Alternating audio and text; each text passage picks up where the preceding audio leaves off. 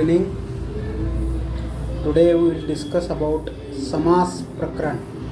संधि के बाद सबसे इम्पोर्टेंट टॉपिक है समास, क्योंकि ये MCQ, SAQ, LAQ तीनों वैरायटी में इसके ऊपर क्वेश्चंस आ सकते हैं, इसीलिए ये सबसे इम्पोर्टेंट है.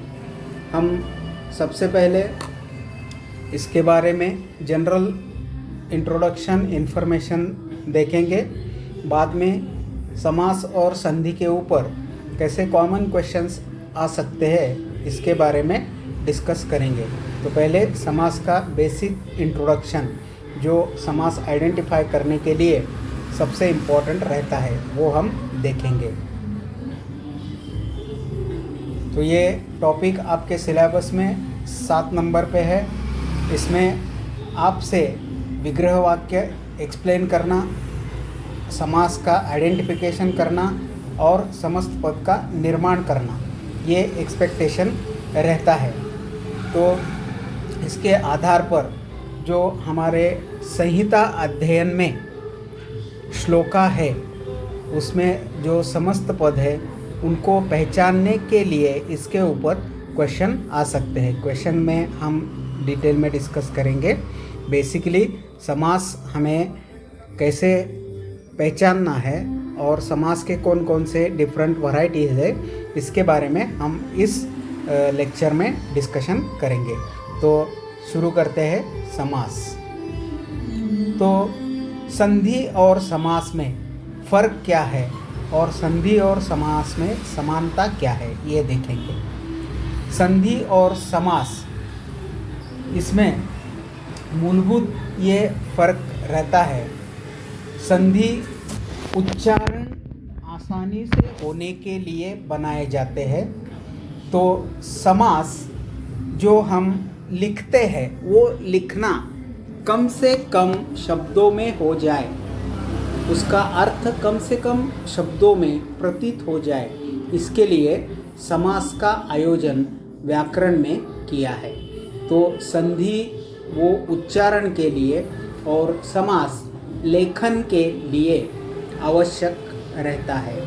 तो ये समास और संधि में मुख्यतः भेद रहता है. समास ये शब्द यानी पद के आधार पर रहता है. 2 पद एक साथ संधि में भी मिलते हैं, समास में भी मिलते हैं, लेकिन समास में 2 पद अर्थ के आधार पर मिलते हैं और संधि में वो वर्ण के आधार पर मिलते हैं. ये उनमें सबसे महत्वपूर्ण भेद है. दोनों में ही पद का एकीकरण होता है, लेकिन समास में अर्थ के आधार पर पदों का एकीकरण होता है. वो पद के स्थल पर, पद के स्थान पर होता है, लेकिन संधि में वो वर्ण के स्थान पर होता है. ये सबसे इम्पोर्टेंट भेद संधि और समास में है. तो संधि और समास का ये भेद कभी कभी SAQ में पूछ सकते हैं. तो इसके लिए इसका आंसर कैसे लिखना है, ये इधर संधि और समास में समानता और भिन्नता, इसके बारे में मैंने बता दिया.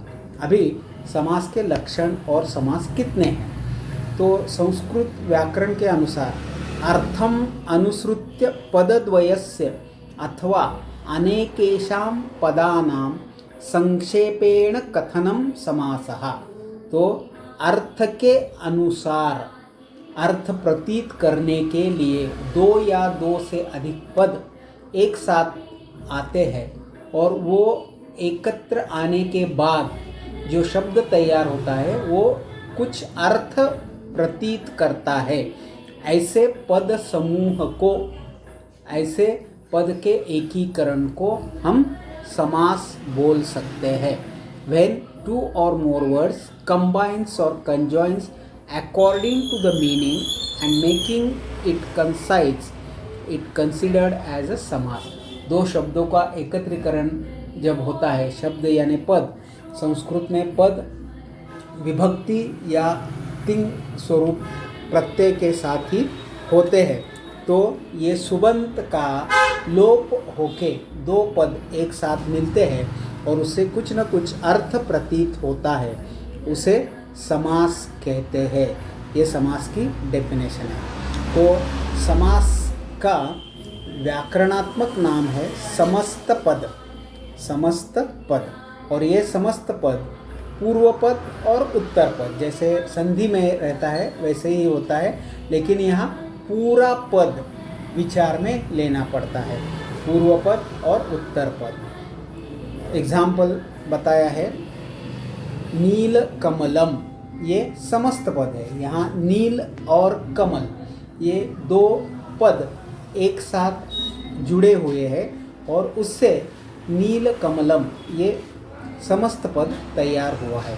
तो ये समस्त पद कैसे तैयार हुआ, तो इसके लिए पूर्व पद में और उत्तर पद में कौन कौन से विभक्ति प्रत्यय है उसके आधार पर वो पद को विच्छेद करना और अर्थ ग्रहण होने के लिए योग्य सर्वनाम या क्रियापद या अव्यय या विशेषण ऐसे जो पद के अन्य प्रकार है वो डाल के जो वाक्य हम बनाते हैं उसे विग्रह वाक्य बोलते हैं। विग्रह वाक्य से हम समस्त पद का अर्थ प्राप्त करने की कोशिश करते हैं।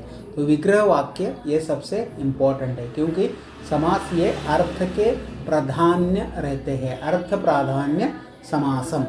तो नीलम च तत् कमलम च, ये इसका विग्रह वाक्य बनाया गया है। नीलम ये विशेषण वाचक शब्द